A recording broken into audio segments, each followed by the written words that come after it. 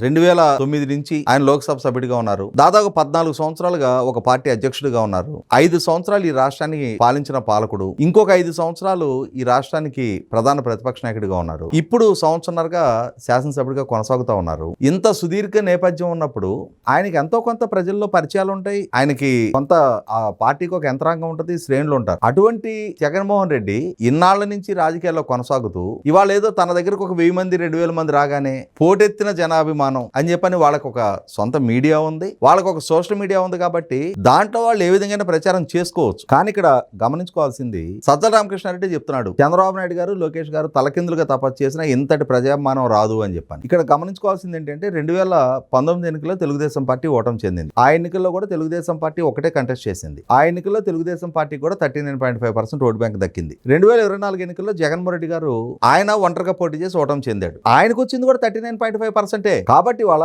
ఓటమి చెందిన నాడు తెలుగుదేశం పార్టీకి ఎంతటి బలం ఉందో ఇవాళ ఓటమి చెందిన నాడు వైసీపీకి కూడా అంతటి బలమే ఉంది.